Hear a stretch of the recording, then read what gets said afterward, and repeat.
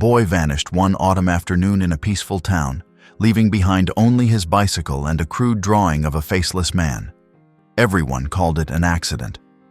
The police concluded there was nothing left to investigate. But when a federal agent saw the drawing, the silence began to crack. And among the trees painted with autumnal hues, the forest began to tell a story no one dared believe was real. Arden Hollow was a small town nestled among the maple and pine-covered hills of northern New Jersey.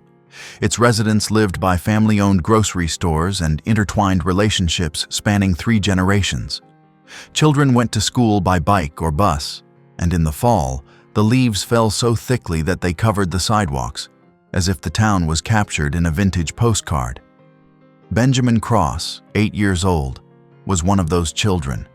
Intelligent, reserved, but incredibly curious. He loved to cycle through the silent forest after school, a mossy trail leading to the back of his house. Ben's parents didn't worry much. The town was peaceful, and the path, though shaded by trees, had been traveled by dozens of generations of children without fear. But one Tuesday afternoon, in the midst of the leaf fall of 1998, everything changed. That autumn afternoon, a thick gray sky covered Arden Hollow, as if the whole town was holding its breath. When the red bicycle was found lying on its side on the grass, the seat still warm, Ben's mother knew. No mother could fail to sense the anomaly of such silence. They called the police at 3:17 p.m. 30 minutes later, sirens echoed through the neighborhood, cutting through the small, everyday rhythm of life. A search team was urgently assembled, and sniffer dogs scoured the silent forest, where Ben habitually went home. But only the wind and dry leaves responded. 3 days passed, then 5, then 9. The town police began to exchange glances that people reserve for unsolved cases. Ben's parents, Jack and Laura Cross, barely spoke to each other anymore, except when necessary. The once cozy house became a cold maze of assumptions, resentment, and suspicion. On the 10th day, a car with federal license plates pulled up to the gate. Elise Hartman stepped out, wearing a charcoal gray jacket and an old leather bag slung across her shoulder. Her right hand carried a small suitcase, her left hand clutching a weathered Leica camera. "Elise Hartman, FBI," she said, her voice even and soft as an unspoken command. While the local police cleared the search scene, Elise was taken to Ben's bedroom. The room was unnaturally tidy. Everything seemed frozen in the last moment before the child disappeared. Toys lined up, the bed made. Elise glanced around, her eyes stopping at a picture hanging on the wall. A crude drawing in crayon. A curly-haired boy standing next to a wide-brimmed man, his face blacked out. The man's hand rested on the boy's shoulder. "Did your son draw this?" Elise asked, turning to Laura. "Yes. Ben liked to imagine things," the mother replied, her eyes red-rimmed. "He said it was a friend in the forest, but it's probably just something he made up." Elise didn't answer. She took out her camera, pressed the shutter. The film whirred in her hand as the click echoed. A copy would be developed in the next 36 hours. That night, Elise opened her notebook, writing a few lines. The man in the picture, anonymous, but familiar to the child. There is trust. She underlined the word trust 3 times. The next morning, Elise didn't go to the police station. She cycled along the same route Ben used to take, from elementary school to the trail behind his house. She bent down to the grass, touching the cracked earth, the patches of green moss as if they were the old traces of small wheels. That evening, she returned to the Cross house, asking to see Ben's room again. This time, she stood for a long time in front of the bookshelf. Among dozens of children's books was a small notebook stuck in a wooden slot. Elise pulled it out, another handmade drawing book by Ben. In it, the image of the man with the hat appeared repeatedly. In one picture, he was leading Ben. In another, the two were sitting next to each other under a large tree. She took the drawing book without asking permission. Something compelled her to understand, not what Ben saw, but the feeling when he drew those images. In the evening, as Elise lay in her temporarily rented hotel room, she developed the first film. The light in the dark room danced. The image gradually appeared on paper, Ben's drawing, clearer than the original. She used a magnifying glass to examine the man's shoulder in the picture. A small detail appeared, a gray patch in the shape of an M printed on his shoulder. Elise looked up. A delivery worker? A uniform? Or some hint Ben had accidentally remembered? That was the first time Elise smiled in this case, a tired smile, but not hopeless. The road leading from the back gate of Arden Hollow Elementary School to the edge of the forest, less than 2 meters wide, was paved with gravel and patches of grass flattened by bicycle wheels. The children in the area called it the shortcut, but adults avoided mentioning it, especially after that day of October 3rd, the day Benjamin Cross didn't come home. A week after arriving in town, Elise Hartman walked alone along that path, carrying a dark leather notebook and a camera slung across her shoulder. She wore no headphones, spoke to no one, just stopped every meter, observing overturned stones, scratches on tree trunks, strange dents in the ground. Every small detail seemed to evoke the steps that had passed, the movements never asked about. 200 meters from the school gate, there was a slight turn into the forest. The grass here grew patchily. Elise squatted down, touching the soft soil, a hollow like a wheel track, mixed with a few dog hairs. She took out her phone, texting the lab. Find information. Dog unit used during search.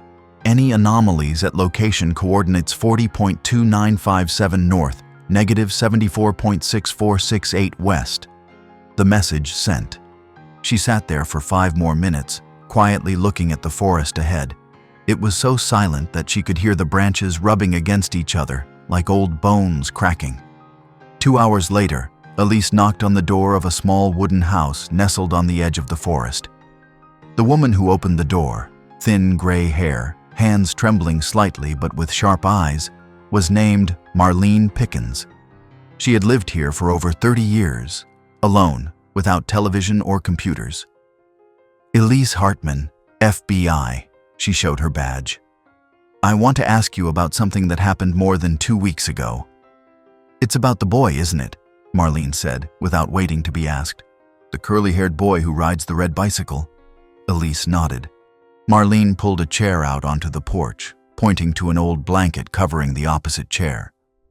3 days before he disappeared, Marlene began, her voice deep and steady. I went out to the garden early. It was about 6:30 in the morning. There was fog, but I saw a figure walking along the edge of the forest, tall, thin, wearing a hat and a long coat. I remember it clearly because he didn't follow the main road, but slipped through the bushes as if he knew the way. Did you see his face? Elise asked. Number. But the way he walked, as if he was carrying something in his pocket. It looked quite heavy. Elise recorded the testimony, then asked for more details, direction, hat color, how he turned into the forest. As the old woman recounted it for the 3rd time, Elise began to recognize the overlap with Ben's drawing. Elise nodded again, this time for real. She looked directly into Mrs. Marlene's eyes, thanking her in a sincere voice. Thank you. These details may be more important than you think. Mrs. Marlene smiled slightly, her old eyes shining with sadness and hope. I just wish I had remembered sooner. Elise closed her notebook, gently placing the unfinished cup of tea back on the table. Before leaving, she turned back to ask one last question. Are you sure he turned to the right, not left? Sure. I remember because the sun had just risen over the trees on the left, and he turned the opposite direction, right towards the sparse forest. Elise nodded, this time decisively. She stood up, squeezing the old woman's hand lightly as a gesture of gratitude. You've helped more than you think. As she stepped out of the house, the sky began to darken. Elise pulled out her notebook, flipping back to Ben's drawing, her finger tracing the figure of the man with the hat standing next to the boy in the picture. Then she took out her camera, taking another picture. In the afternoon, Elise spread a map of the forest on her desk at the town police's temporary office. She marked the locations that had been searched, the area where the bicycle was found, where the sniffer dogs changed direction, the spot where Marlene saw the man. A gap appeared clearly, a small area between the two search roads, where the trees were sparser and more light came down. Elise called it the blind spot. No one had ever gone there. There was no reason to go that way, unless one knew exactly what they were looking for or were trying to hide something. Elise stood before that path for a long time. The forest was darkening, the shadows lengthening and thickening so much that the naked eye could not distinguish the path from the trap. She knew clearly, if she went in at this moment, when the light was skewed and the ground was cold and damp, all traces would be distorted, and the risk of error was too great. She stepped back, jotting down a few quick notes, then left. The next morning, Elise returned to the forest. She brought her camera, photographing each stretch of road under different lighting angles, a technique she called catching the light of darkness. To her, light didn't lie. It was just that people were often not patient enough to listen to its story. Arriving at the area she had marked, the light filtering through the canopy cast distinct patches of light and shadow on the ground. Elise bent down, running her hand through each layer of fallen leaves. And then she touched something hard like rubber, but with fabric veins. A shoe sole. The shoe sole was not intact, but the thick tread pattern and indentation showed that it was not a child's shoe. Elise put on gloves, lifting it out. The toe of the shoe was shattered, but the sole was covered in a sample of purple-blue fabric, synthetic fiber, not common. She put the sample in a zip bag, labeling it with the date and time. Her hands trembled slightly, not out of fear, but because for the first time in more than 10 days, she felt she was touching something real. Back at the checkpoint, Elise sat alone in the dark room, looking at the photo print developed that morning. In one frame, between the streaks of light falling to the ground, she saw the shadow of a blurred shape. Not clear whether it was a person or a tree shadow, but the way it leaned away from the direction of light indicated movement. That evening, when reviewing the list of establishments around the edge of town, Elise noticed a small detail in the search team's records. A volunteer had dropped off a roll of film to be developed because they had photographed the journey into the forest, but then never returned to pick it up. The name of the shop appeared briefly in the note, Prewitt's Film Lab, North Side. Elise underlined that line. She knew that sometimes what was forgotten contained what people were afraid to remember. She arrived at Prewitt's photo shop on a cloudless morning.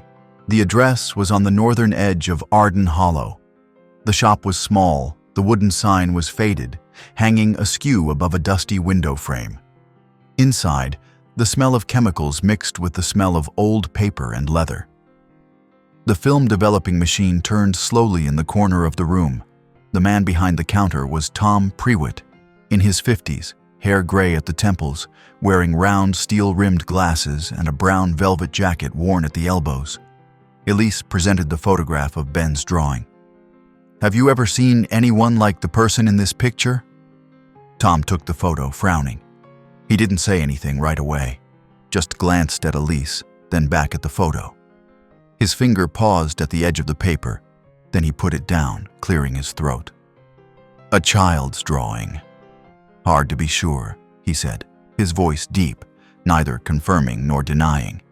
Elise didn't rush. She nodded. "I understand, but the style, the man in the picture, does he look familiar to you?" Tom shrugged. "I develop hundreds of rolls of film every month. My eyes aren't so good anymore, and it's not like I sit and look at every picture." "Do you have many customers who still use film cameras?"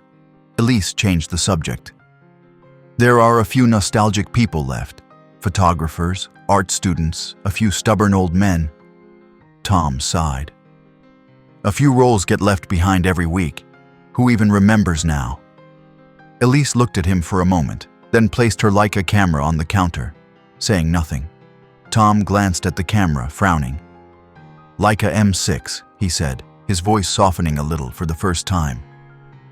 "Do you shoot by hand? Or are you a collector?" "Shoot, only film," Elise replied. Then she looked directly at him. "I need to see a few unclaimed rolls. It's up to you to decide." Tom sighed, turning his back. A moment later, he returned with 3 white plastic boxes, labeled September and October. But instead of putting them down, he held them tightly in his hands. "Are you a cop?" "Federal." "Do you have a search warrant?" Elise pulled a piece of paper from her jacket pocket. Not a warrant, just her agent's badge. Tom looked closely, considering. Then he sighed again, placing the boxes on the counter. "You can look. Consider it helping me clear out the storage," he said, but his eyes weren't completely trusting. Elise sat down at a table near the window, wearing thin gloves, flipping through each strip of film. The images appeared one by one under the magnifying glass. Forest scenes, art classes, skate parks, a graduation ceremony. Reaching the second roll, frame 14, Elise stopped. She brought the film closer to the light, squinting. A picture taken in the forest, sunlight slanting down through the trees, highlighting the mossy tree trunk in the center of the photo. On the left edge of the frame, close to the edge of the film, was the shadow of a child. A blue striped shirt, exactly the style Ben wore the day he disappeared. His hand was holding the hand of an adult.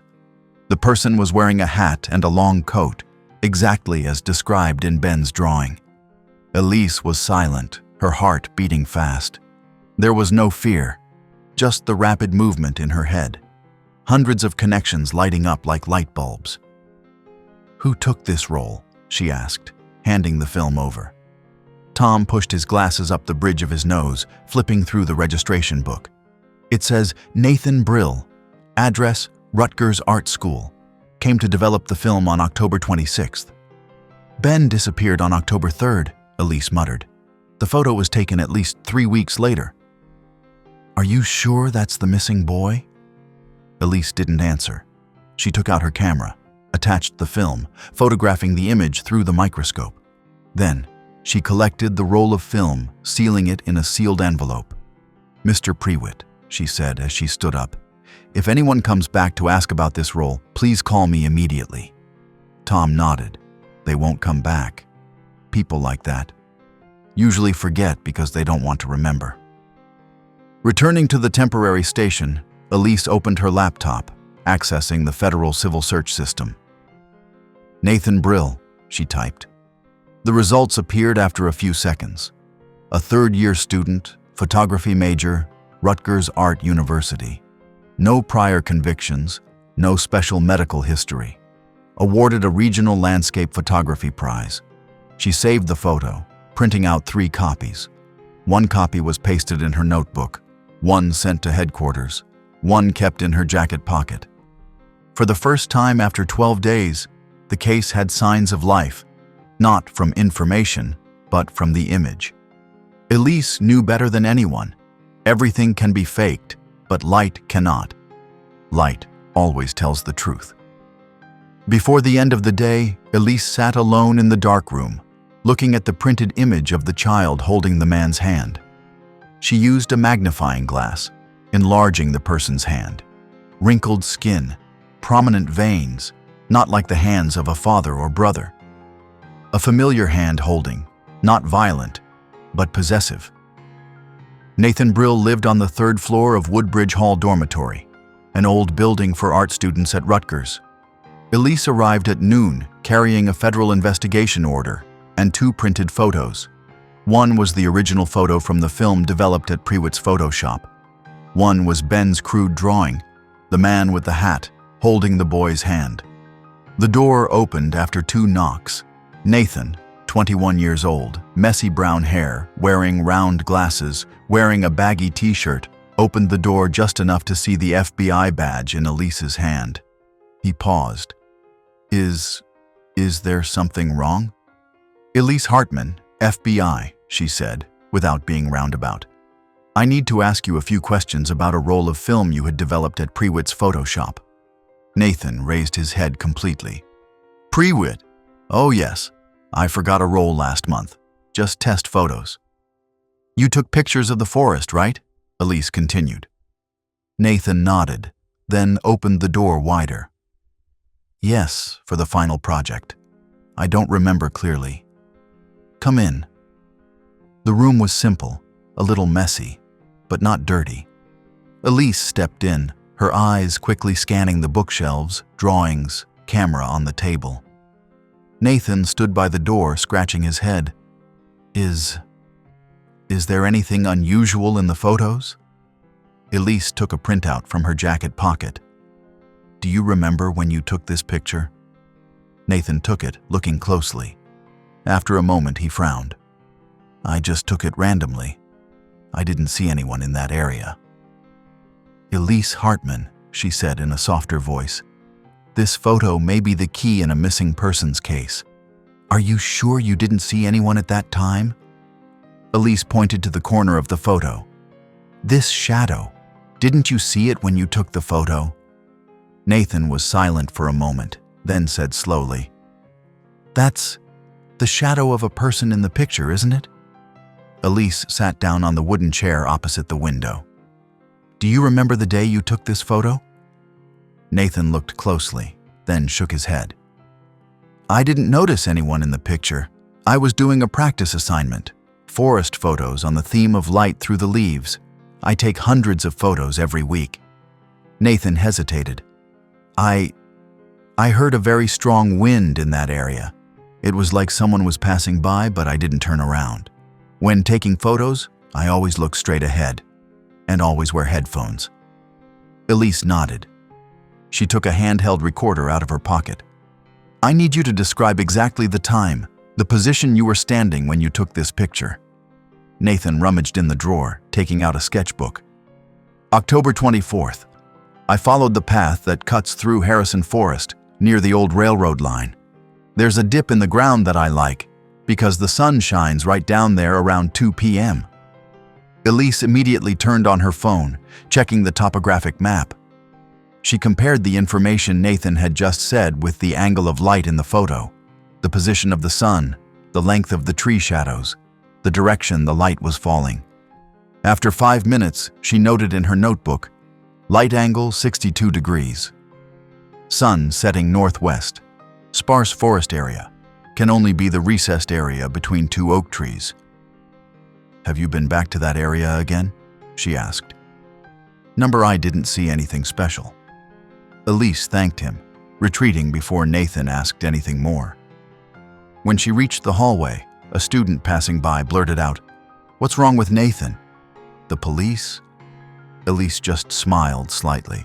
She knew she shouldn't spread rumors. But inside, every cell in her body seemed to be spinning towards one point, where Ben might have existed after the day he disappeared. On the way out of the dormitory, Elise stopped at a deserted parking lot. She spread the photos, maps, and Ben's drawing on the hood of the car, letting them lie next to each other in the pale afternoon sun. Every detail, the angle of light, the lines in the drawing, the direction of movement in the photo, all came together like the final puzzle pieces. No need to guess anymore. No more ifs. No second branch. Elise lowered her hand, her index finger lightly touching the red-circled position. This is where he took the boy, she whispered. It was no longer a hypothesis. It was certain. She had traced the route correctly, from the mind of an 8-year-old through a drawing to the corner of the forest that no one had ever thought of. Elise called the center. I need a forensic team, 2 dog units, fully equipped, to this marked point, as soon as possible. Any specific suspicions? The voice on the other end asked. I no longer have any suspicions, Elise replied, her voice low and decisive. I have evidence that Ben was alive after the day he disappeared. That night, Elise didn't sleep. She sat by the hotel window, looking out at the distant forest. She took out the picture, once again enlarging the area of the child's hand, pink skin with dirt marks like dried mud, the expression on his face blurred but not showing any panic. It wasn't a kidnapping scene, at least not in the usual way. In her notebook, she wrote a short line. If the boy didn't run away, What made him stay? Beside it was a smaller note.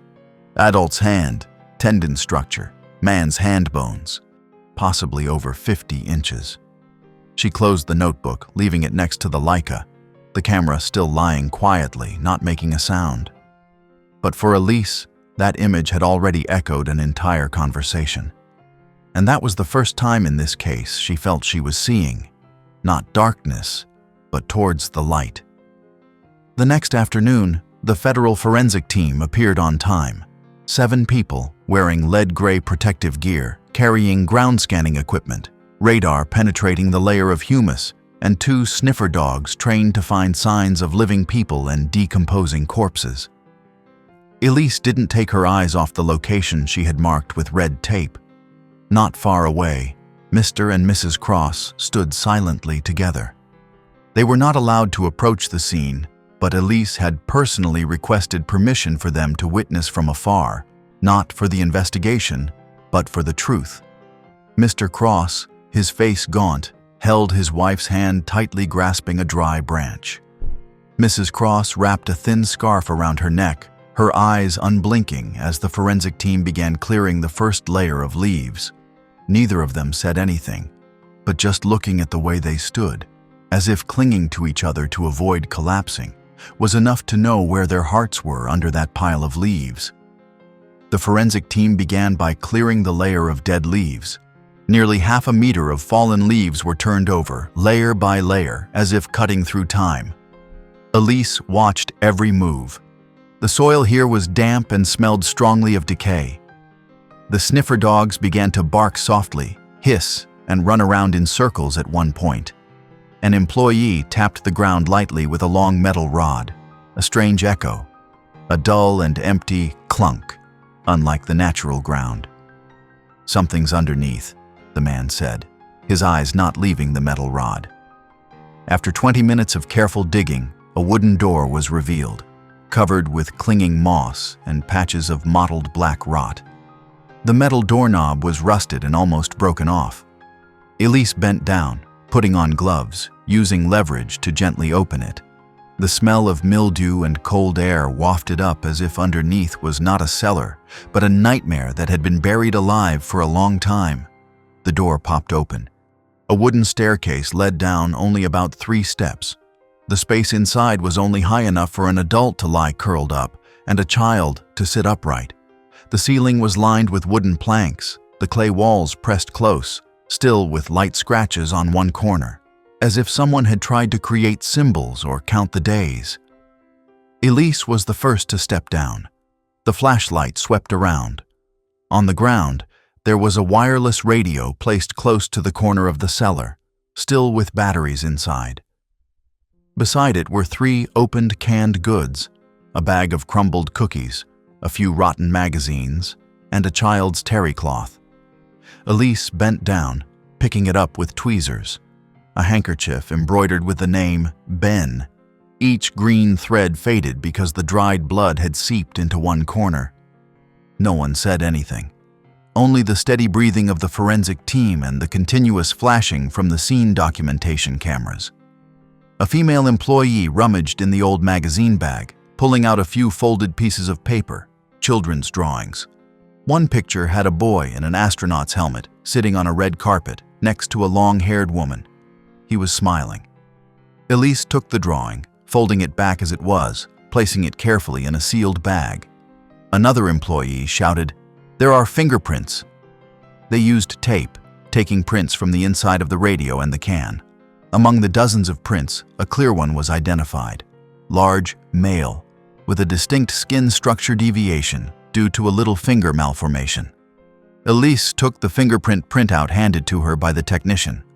Large, clear marks, with a distinct skin structure deviation on the finger joint. A congenital malformation commonly seen in a very small percentage. "Is it enough to send to the center?" she asked. "More than enough," the technician replied. "I'll take it through AFIS right away." Elise nodded. "Do it quickly. I want to know who he is as soon as possible." She stood for a moment, looking down into the cellar. Every puzzle piece was gradually appearing, and this time, None of the pieces were painted with imagination. Only facts, blood, and time were frozen in the ground. 3 days after the wooden cellar in the forest was excavated, Elise returned to the FBI headquarters in the Northeast region, a 3-story windowless concrete building on the outskirts of Newark. She entered Analysis Room 4, where the screen clearly displayed the name of the fingerprint match, Raymond Clay. Gender, male. Born, 1950. Former occupation, school bus driver. Record number, RJ-0284K. Note, fired in 1997, reason, violation of behavioral standards with students. No criminal prosecution. Elise stared at the note. She opened the sub-file, but the administrative records from 1997 only had a few scattered pages. The original had been removed from the system when the school transportation company in Arden Hollow changed ownership, merging into the Transdrive Group in 1998. The data conversion caused nearly 200 records to disappear from standard queries. The reason he wasn't screened from the beginning, Elise said, her voice icy, is because we weren't looking for him the right way. In the data archiving office, she requested the restoration of internal records from the legal department of the Arden Hollow School District. The results came after nearly 6 hours of continuous work, a series of administrative documents, internal minutes, and emails from 1997. One email file made Elise stop, sent on March 12, 1997. Subject: Reflection of abnormal behavior, R. Clay.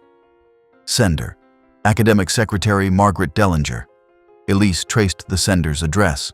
Retired in 2002.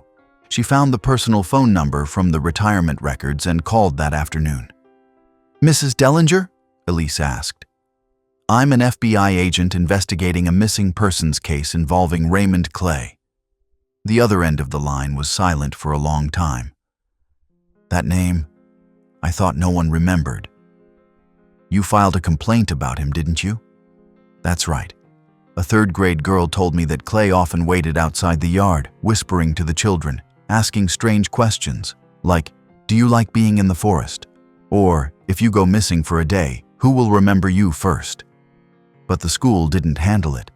The complaint was sent to the logistics department instead of human resources." "And the case was never handled?" I remember being so angry that I wrote a copy by hand. But then Clay quit abruptly.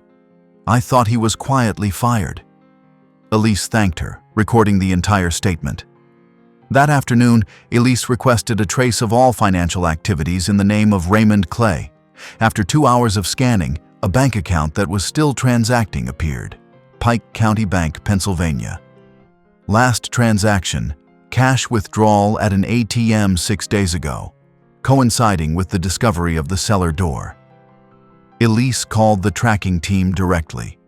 "Clay is still alive, and he knows we're getting close." A rapid response team was activated, coordinating with local authorities. Elise suggested silent surveillance, no direct contact. "He used to live hidden in the forest for weeks. If he feels hunted, he'll disappear again." At night, Elise sat alone in the investigation room, opening each unprocessed complaint. Among them, there was a handwritten one, the shaky handwriting of a father. "My daughter said Mr. Clay asked her if her parents didn't pick her up. Would she like to come to his house to play? I don't want to make trouble, but I suggest the school keep an eye on it." The application had no receipt mark. No one signed it. It was in a pile of papers that never left the drawer. Elise didn't write anything more.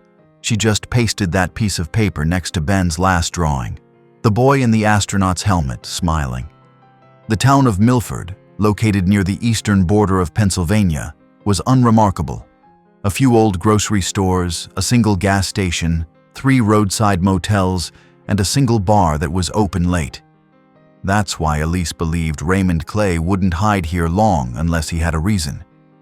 And that reason, she believed, was familiarity.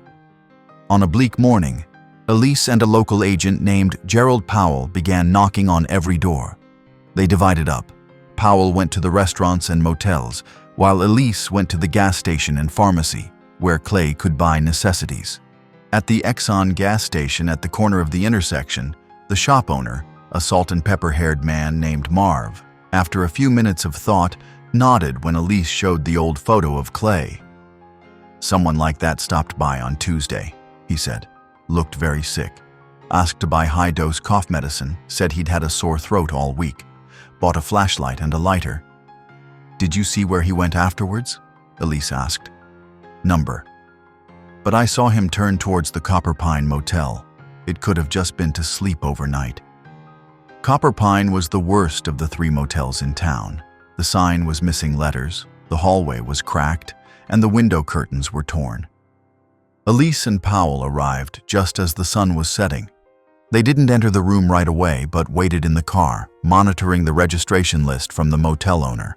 Room 6B, the name recorded was Martin Lead, no ID. Around 7 o'clock in the evening, the door to room 6B opened.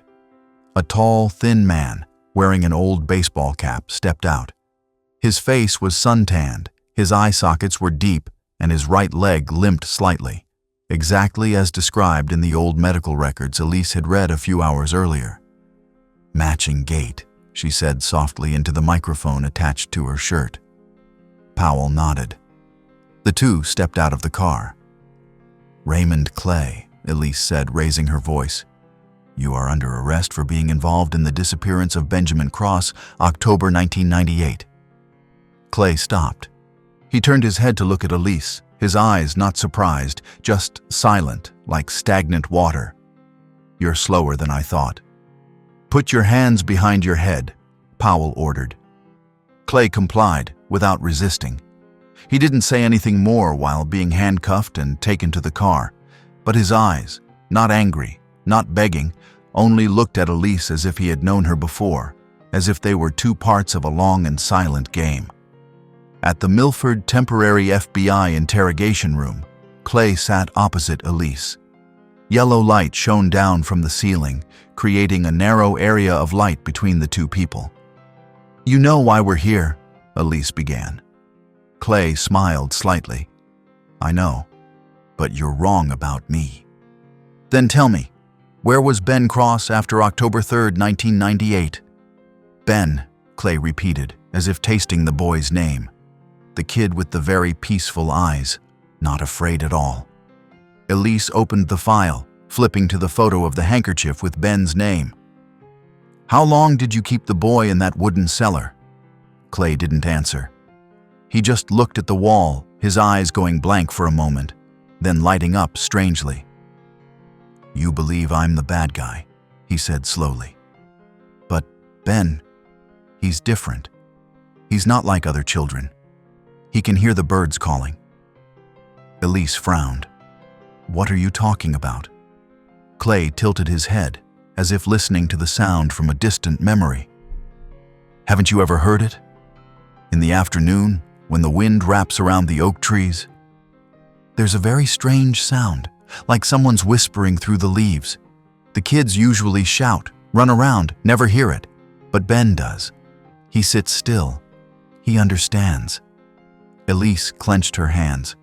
"You kept the boy in an earth cellar for nearly 90 days. You think that's understanding?" Clay smiled faintly, but his voice began to tremble slightly. He needed a quiet place, no more car horns, no more adults shouting, just nature. And me.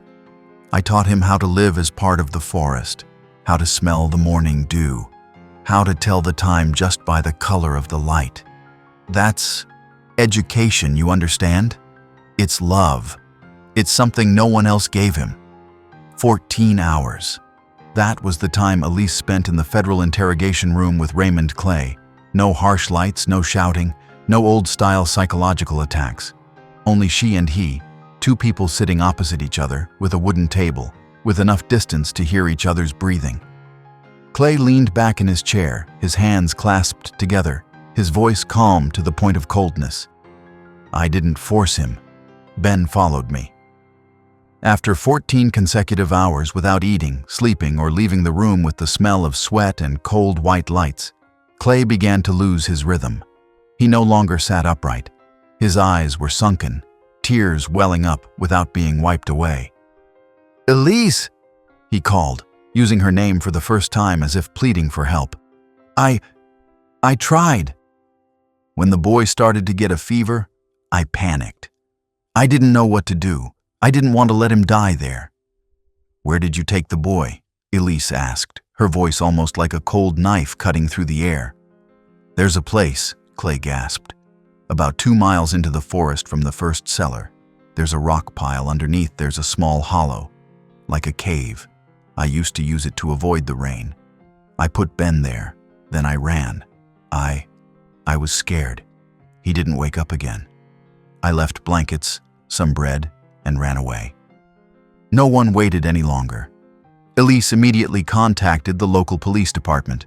Within 10 minutes, the forensic team, police, sniffer dogs, and even Mr. and Mrs. Cross were at the meeting point. Everyone ran. No one held anything back.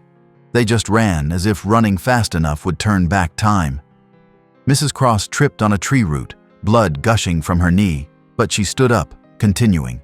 Mr. Cross was gasping for breath, but refused to stop. Elise led the way, with memory, with intuition, with anger that had been suppressed for too long. And then they saw it, a rock hollow hidden in the forest, covered with dry branches and rubble. Elise went in first.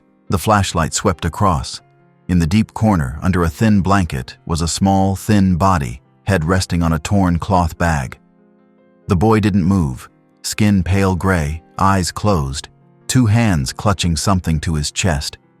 Elise slowed down, sitting down. No need to measure heart rate. No need to call his name. She just gently removed it from his hands, a piece of paper folded in half, the pencil drawing blurred with moisture. He drew himself next to a long-haired woman.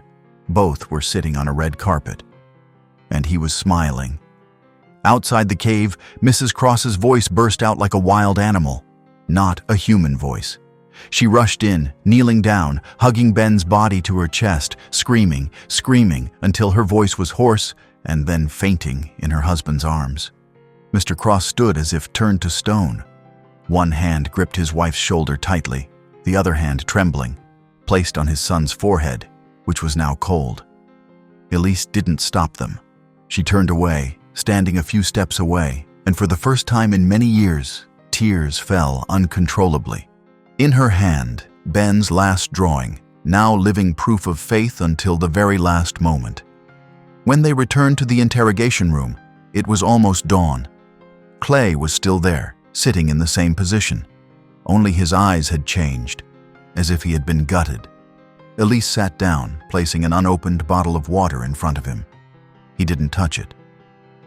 "When did you take Ben there?" she asked, her voice softer but as sharp as quenched steel. "The 62nd day," Clay replied. Elise didn't write anything down. She just looked directly at him. "Did you tell anyone?" "Number only me and Ben. He was more trustworthy than anyone I've ever known." A silence stretched out.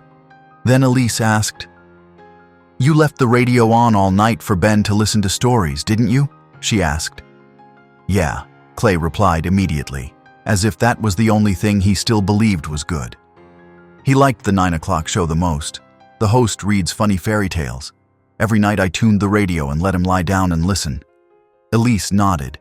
Then she placed the next photo on the table, a photo of the blanket, Ben's body wrapped up tightly. No blood, no violence, just a small child, lying still, as if waiting for someone to wake him up.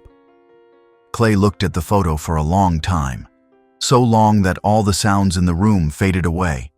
When he spoke, his voice was different, low, choked, no longer as indifferent as before. "When I left, I thought he would wake up on his own. I thought..." He stopped. His throat was dry. Clay didn't resist. He didn't look at her anymore. Elise stood up, packing up her documents. She didn't need a signature. She didn't need a confession. His questions were all the evidence she needed. The trial of Raymond Clay took place 3 months later at the Regional Federal Court. The evidence was no longer debatable. Fingerprints, indirect confessions, and physical evidence from the scene. The prosecution didn't need to trap him. They just presented the truth. Clay sat quietly throughout the trial. No justification, no attitude. When the public defender presented psychological disorder as a reason to reduce criminal responsibility, he just shook his head, refused. It was the family witness's turn. Mrs. Cross stood up, her hands shaking so much that the notes had to be held by the lawyer. Her voice choked up at the first sentence. "You think you loved my son?" she asked, her eyes not leaving Clay. "You think leaving a feverish child to die in a damp cellar is love?" Clay didn't answer. He bowed his head, silent. "You have no right to think anything," Mrs. Cross said. "I'm the one who held him in my arms when he was still warm. I'm the one who heard him laugh for the last time. And you? You just wanted to keep him to yourself, like people keep an antique, precious, but not knowing it's cracking every day." She turned away, collapsing into her chair. Mr. Cross was still sitting next to her, his hand on his wife's back, holding her steady. The judge delivered the sentence: life imprisonment, no parole.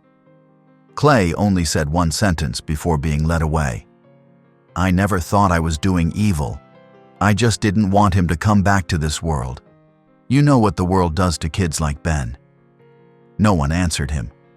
When the trial ended, Mr. Cross helped his wife out of the courtroom. Elise followed for a while, intending to leave. But in the hallway behind the court, she encountered Mr. Cross standing alone, leaning against the wall. He had sent his wife into the car, keeping her stable. And now, when no one could see, he released his mask. The man who had been calm, who had been strong, was now trembling like a child. He was panting, trying to hold back the sobs in his throat, but then failed. And he cried. Cried as if all the strength had been poured into 100 days of endurance, now bursting uncontrollably. Elise didn't approach. She just stood from afar, watching him bury his head in his arms, his shoulders shaking, like the sound of a heart breaking slowly. When Elise stepped out of the room, she stopped in front of the one-way mirror. Looking at Clay sitting with his head bowed, his hands clasped tightly together, the man who once called himself the Savior now resembled someone who had just lost his own illusion more than a typical criminal. On the 103rd day since Ben disappeared, Arden Hollow Elementary School opened its doors to visitors on a quiet Friday afternoon. No grand announcements, no press releases. The school board only sent a handwritten letter to parents, suggesting that anyone who knew Ben could attend a gentle memorial in the hallway of the first-floor classroom area. Elise didn't often frequent places like that, but this time she held an important object in her hand, Ben's last drawing. Found in the boy's hand, folded in half, the pencil marks still fresh even with creases in the corner. The drawing depicted a long-haired woman sitting next to the boy under a red carpet. He was smiling. The old school hadn't changed much. Student paintings were still hanging on both sides of the wall. The paint was still the familiar pale yellow color. Elise entered, seeing the mother, Mrs. Laura Cross, standing next to Ben's father. They had lost a lot of weight, as if each passing day had carved a portion of their vitality from them. But their hands were clasped tightly together. No words, no clear expression, just standing there together, facing something irreversible. Elise approached, gently handing back the picture. Laura held it with both hands, trembling as if touching her child's skin for the last time. She didn't say anything for several minutes. Her eyes were fixed on the clumsy but meaningful drawing. "He never stopped hoping he would be able to come back," she whispered. Ben's father placed his hand on his wife's shoulder. He didn't cry, but his face wrinkled, not because of tears, but because of something else. A silent pain, deeply rooted in the bones. An old teacher, Miss Abigail, who taught second grade, approached. She held a small object in her hand, a round stone, gray, with pale blue streaks on the edge. "Ben gave me this on the last day I saw him," she said, stroking the stone lightly. "He said, 'Keep this. It's a forest stone that can tell stories.' I thought he was just making up games like every child. Now I think Maybe he really did hear something in the forest. No one answered. The whole hallway fell silent. Elise looked up, looking at the empty wall at the end of the aisle, where the afternoon light shone through the high window, shining down like a stream of remembrance. She turned to the principal, a gray-haired man named Green. "I want to propose something," Elise said. "Hang this picture here." Right in the middle of the hallway. No need to write a name, just a small line underneath. Green nodded. "What line do you want?" Elise replied without hesitation. "Don't let anyone disappear without being found." 3 days later, the picture hanging ceremony took place. No official program, no teachers spoke, no press. Just about 30 people, alumni, teachers, parents, stood in a circle around the hallway. A member of the maintenance team attached the picture frame to the wall, screwing it in carefully. Below was a wooden plaque, engraved with the line Elise suggested. No one applauded. No one burst into tears. But there was a gasp, as if someone had just swam through a cold body of water without reaching the shore. The sound of hands clasping together, white knuckles, trembling, because there was nothing to cling to except the presence of loved ones beside them. The sound of shoes rubbing lightly on the wooden floor. A third-grade student took a step back, not fully understanding, but knowing that something very important was happening. The picture was hung on the hook in the middle of the hallway, at the correct eye level of a child. The boy in the picture was wearing an astronaut's helmet, smiling, sitting next to a long-haired woman. No one needed to explain. Everyone knew who he was, and knew who the woman was in his mind. Elise stood in the distance. She wasn't used to witnessing endings. She belonged in the middle of what was unfinished, fragile, incomplete. But today, she couldn't leave. Because when she looked around, she saw Mrs. Cross standing next to the painting, holding Ben's old school bag in her hands. On her finger was still an unhealed bruise from the day she collapsed in the forest. She wasn't crying. Not this time. She just stood there, her hand gently touching the picture frame, stroking it lightly as if wanting to caress her son's hair for the last time. Her face was something that no photo could capture, both lost and full of love. Mr. Cross stood behind, his hand on his wife's shoulder. His face was serious as always, but his eyes were red-rimmed. Every breath he took seemed to struggle with his own heart. An old teacher pulled the window curtains to let the light fall down the hallway. Some students looked up, then looked back at the picture, whispering to each other silently. Some little ones stood apart, placing a small stone on the picture stand, like a greeting from the ancient forest. And then, people began to leave. No one said much, but their steps were no longer as heavy as when they arrived. Elise was the last to leave the hallway. She paused for a moment, looking into the eyes of the boy in the picture. "You have been found," she whispered. Elise left before the sun set. She didn't wait for anyone to see her off. She just walked alone down the long hallway, past each classroom, each small table and chair like tiny houses that had closed their doors. On the way to the car, she opened her notebook, writing a final line about the case. Not everyone who disappears is forgotten. There are children who still hold fast to the image of home, even if no one finds them in time. The New Jersey weather turned cold earlier than usual. Leaves littered the yard, and small cracks in the living room window glass had condensation from last night.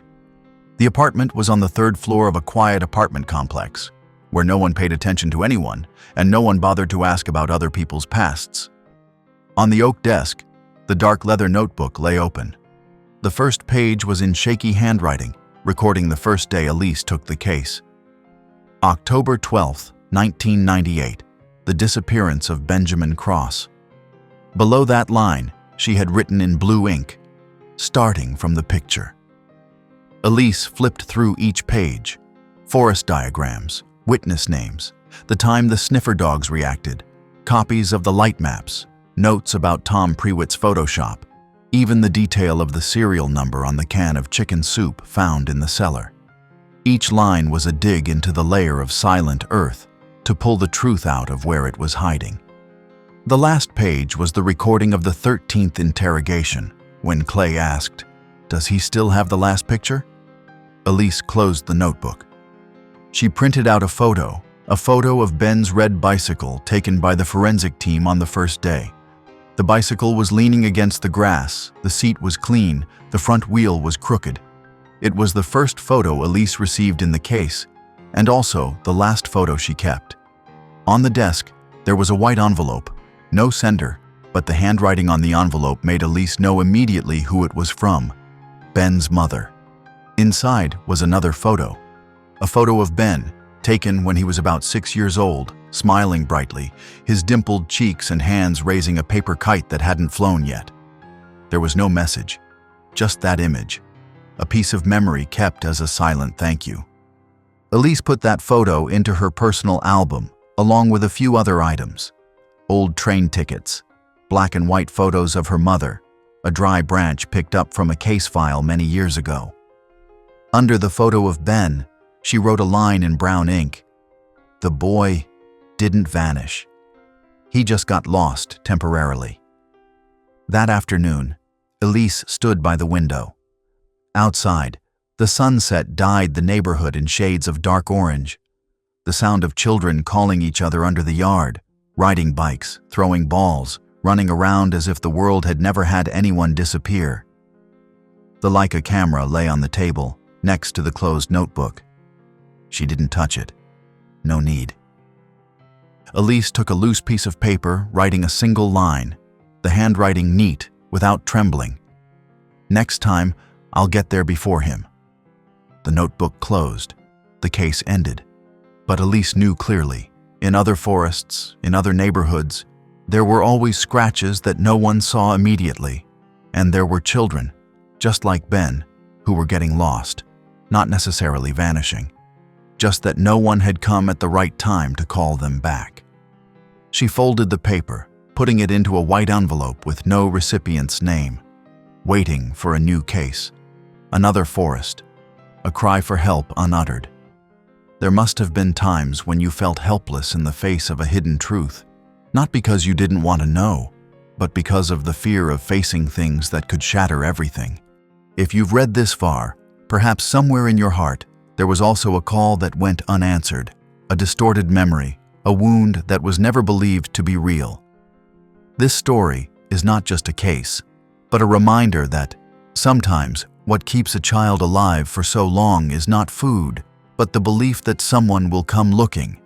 The names, the locations have been changed to ensure the safety of the characters in the story, but the emotions, the pain, and the resilience are real. If this story makes you stop and fall silent, please share it via WhatsApp.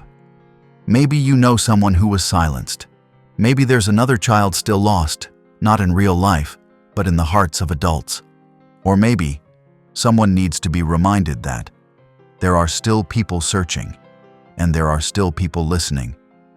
Send this story to someone you trust, because sometimes just one person listening, the truth will no longer be buried.